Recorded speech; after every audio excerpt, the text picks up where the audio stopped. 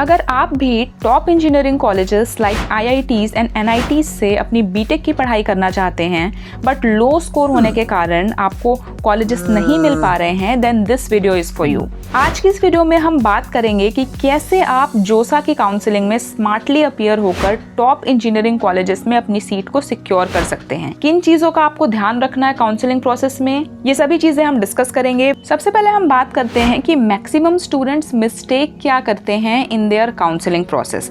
So the biggest mistake is lack of research.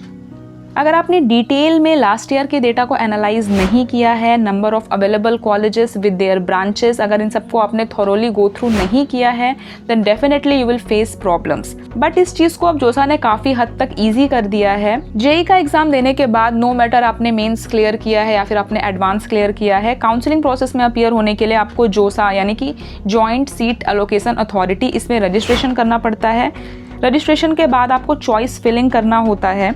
Choice filling करने के बाद अब जोसा आपको mock seat allotment result provide करने लगा है। पहले ये चीज़ नहीं थी बट अब जोसा ये प्रोवाइड करना शुरू कर दिया है, जिसका मतलब होता है प्रीवियस ईयर के डेटा के बेसिस पे ये बताना कि इस साल आपको इस पर्टिकुलर रैंक पे कौन सा कॉलेज मिलने के चांसेस हैं। इससे एक रफ आइडिया हमें मिल जाता है कि कौन सा कॉलेज हमें मिल सकता है। इस रिजल्ट के बेसिस पे आप अपने चॉइस फिलिंग को रीअरेंज कर सकते हैं एंड देन अपने चॉइस को लॉक कर सकते हैं। So notice one thing here, choice filling is the key point of the counselling process. मैंने ऐसे कई स्टूडेंट्स को देखा है जिनका काफ़ी अच्छा स्कोर होने के बाद भी उन्हें IITs में या फिर NITs में एडमिशन नहीं मिल पाया है जस्ट बिकॉज उन्होंने चॉइस फिलिंग सही ढंग से नहीं किया था। अब स्टूडेंट से गलती क्या होती है, वो अपने लिए जो भी पर्टिकुलर ब्रांच डिसाइड करते हैं वो हर कॉलेज में सिर्फ उसी ब्रांच के लिए अप्लाई करते हैं। सपोज अगर आपने अपने लिए कंप्यूटर साइंस ब्रांच को डिसाइड किया है, देन आपकी चॉइस फिलिंग कुछ इस तरीके से रहती है: IIT Mumbai with computer science, IIT Delhi with computer science, IIT Kanpur with computer science. इस तरह से आपने अलग अलग कॉलेजेस में कंप्यूटर साइंस ब्रांच के लिए अप्लाई कर दिया क्योंकि आपने ऑलरेडी डिसाइड किया हुआ है कि आपको कंप्यूटर साइंस ब्रांच में ही जाना है। बट इसका सही तरीका ये होगा कि आपको मेन ब्रांचेस के साथ साथ इसके इंटरडिसिप्लिनरी ब्रांचेस को भी चॉइस फिलिंग में रखना है। अब कंप्यूटर साइंस इंजीनियरिंग के कई सारे इंटरडिसिप्लिनरी ब्रांचेस हैं जो कि धीरे धीरे कॉलेजेस में स्टार्ट हो रहे हैं। पहले सिर्फ एक मेन ब्रांच अवेलेबल होती थी कंप्यूटर साइंस या फिर इंफॉर्मेशन टेक्नोलॉजी, बट अब इन ब्रांचेस के सब ब्रांचेस या फिर इंटरडिसिप्लिनरी ब्रांचेस भी स्टार्ट हो रहे हैं। जैसे कि कंप्यूटर साइंस में हमारे पास एक तो मेन कंप्यूटर साइंस इंजीनियरिंग का ब्रांच होता है, then computer science with artificial intelligence, computer science with data science, computer science with cyber security. इस तरीके के मल्टीपल ब्रांचेस अवेलेबल हैं।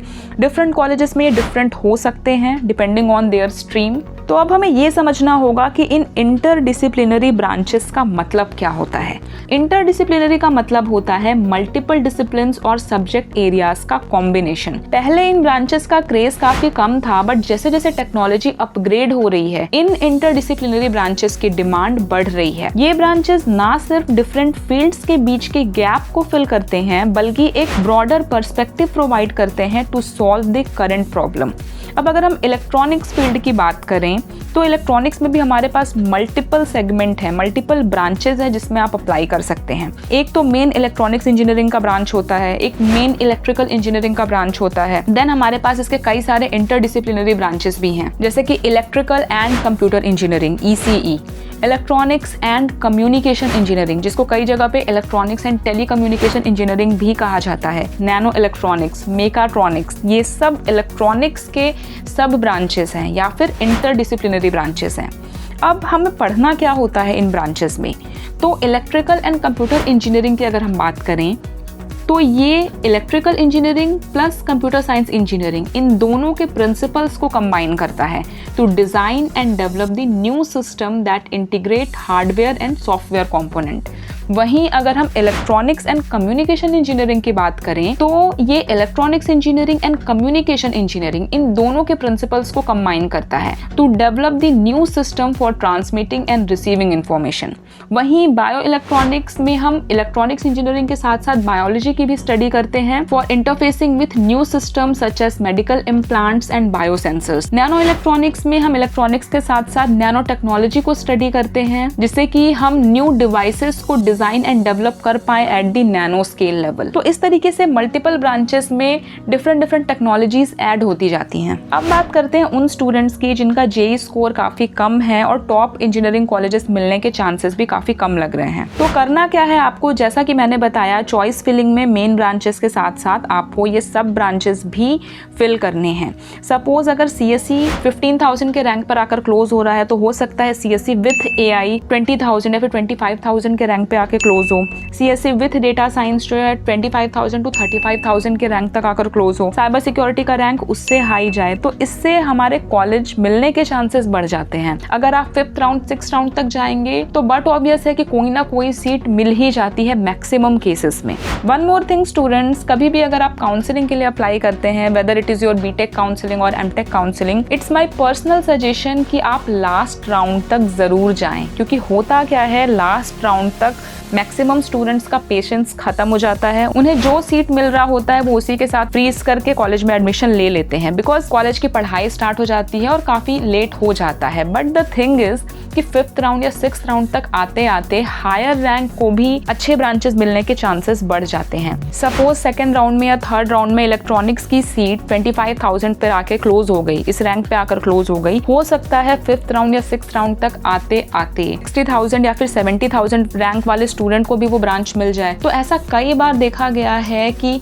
लास्ट राउंड में स्टूडेंट्स को कोई ना कोई ब्रांच मिल जाती है। So be patient and wait till the last round. अब कुछ स्टूडेंट्स को ये डाउट आ रहा होगा कि कॉलेज में एडमिशन तो मिल गया but what about the placement. So let me tell you one thing here, 99% companies जो कॉलेज में प्लेसमेंट के लिए आती हैं वो मेन ब्रांचेस के साथ साथ इन इंटरडिसिप्लिनरी ब्रांचेस को भी अलाउ करती हैं विथ सेम और different packages depending on the companies requirement. So it's not like कि मेन ब्रांच लेने पर ही आपका प्लेसमेंट अच्छा मिलेगा, अगर आप ऐसे सब ब्रांचेस लेते हैं तो आपका प्लेसमेंट नहीं होगा। It's not like that, it depends on the requirement and trends. जैसा कि हम सबको पता है आर्टिफिशियल इंटेलिजेंस, डेटा साइंस, इन सभी की डिमांड बढ़ती जा रही है।